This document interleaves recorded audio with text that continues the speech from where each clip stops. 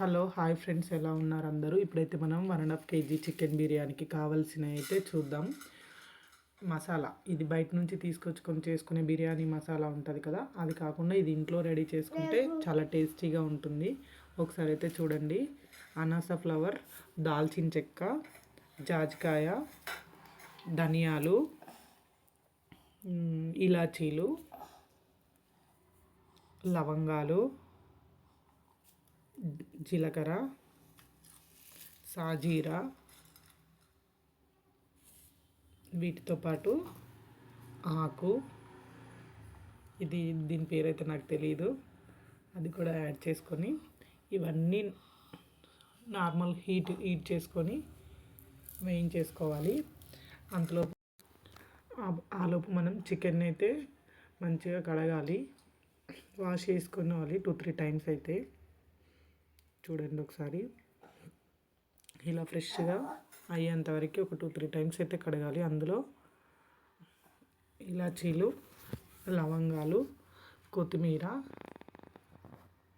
And పుదీనా and 4-5 పచ్చిమిర్చీలు cut చేసేసుకోవాలి. పసుపు, తర్వాత అల్లం వెల్లుల్లి పేస్ట్, సాల్ట్, తగినంత సాల్ట్, కారం తగినంత, అంటే మీకు ఎలా అయితే తింటారో దానికి తగినట్టుగా సాల్ట్, కారం వేసుకున్న తర్వాత ఒక హాఫ్ కేజీ పెరుగు అయితే యాడ్ చేసుకోవాలి. మీకు ఇంకా కొంచెం గ్రేవీ ఎక్కువ కావాలి, స్పైసీగా తినే వాళ్ళైతే ఇంకొక 100 ml పెరుగు అయితే ఎక్కువ యాడ్ చేసుకోవచ్చు. తర్వాత ఒక చెక్క లెమన్, తర్వాత ఇంతకుముందు మనమైతే ఏవైతే వేయించేసి ఉంచామో దాన్ని పొడి చేసుకోవాలి. ముందుగా వేయించుకున్నవన్నీ కలిపి పొడి చేసుకున్నది ఒక 2 టేబుల్ స్పూన్స్ అయితే ఈ చికెన్కి అయితే మనం యాడ్ చేసుకోవాలి. తర్వాత మనం కొన్ని అయితే ముందుగానే ఆనియన్స్ కట్ చేసుకొని డీప్ ఫ్రై చేసుకొని పెట్టుకున్నవి ఇందులో కొన్ని యాడ్ చేసుకోవాలి. అన్నీ బాగా పట్టేలాగా మిక్స్ చేసుకొని దాన్ని అయితే డీప్ ఫ్రిడ్జ్లో మ్యాగ్నేట్ చేసుకోవాలి. చూడండి, ఇలా చేసుకున్న తర్వాత మనం అంతలోపు 1.5 కేజీ రైస్ అయితే మంచిగా వాష్ చేసుకొని దానికి సరిపడా వాటర్ అయితే వేడి చేసుకోవాలి. ఇందులో అయితే ఇలాచీలు, లవంగాలు, కొత్తిమీర అండ్ పుదీనా, సాజీరా, కొంచెం చెక్క, జీలకర్ర, ఆకు అవి వేసి అయితే సాల్ట్ కూడా ఇవన్నీ వేసి బాగా బాయిల్డ్ అయ్యేంత వరకు వాటర్ని అయితే హీట్ చేయాలి.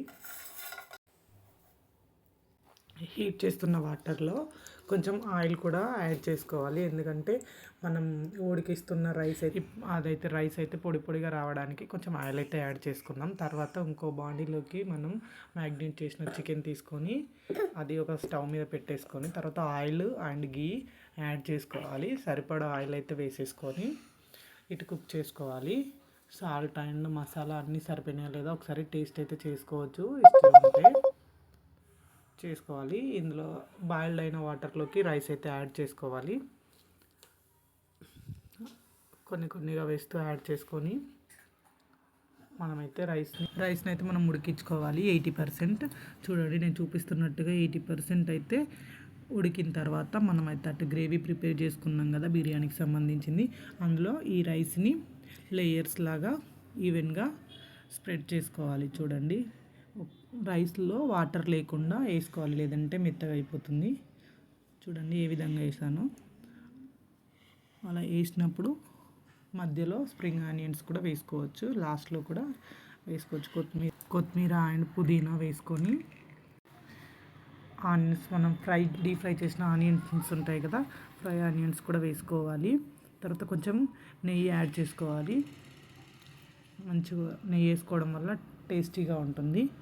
చూడండి, అక్కడక్కడ వేసుకోవాలి. తర్వాత మనం కొన్ని పాలు తీసుకొని అందులో ఇంట్లో ఉన్నట్టయితే కుంకుమ పువ్వు లేదంటే ఫుడ్ కలర్ని యాడ్ చేసుకొని సైడ్లో ఉంచుకోవాలి. నేను చూపిస్తున్నట్టుగా చూడండి, పాలలో వేసుకోవడం వల్ల టేస్ట్ అనేది బాగుంటుంది.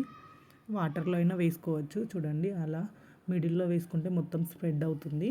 తర్వాత దమ్ చేసుకోవాలి. మనం ఒక 10 to 15 minutes వరకు దమ్ చేసుకోవాలి. ఫస్ట్ 5 మినిట్స్ కొంచెం హైలో పెట్టుకోవాలి. తర్వాత ఒక 10 మినిట్స్ సిమ్లో పెట్టుకొని 15 మినిట్స్ అయితే మనం అట్లా బరువు పెడితే బయటికి రాకుండా ఉంటుంది. అలా టవల్ చుట్టినట్టు అయినా కూడా క్లాత్ ఉంటే బయటికి దమ్ అనేది పోదు. చూడండి నేను చూపిస్తున్నట్టుగా.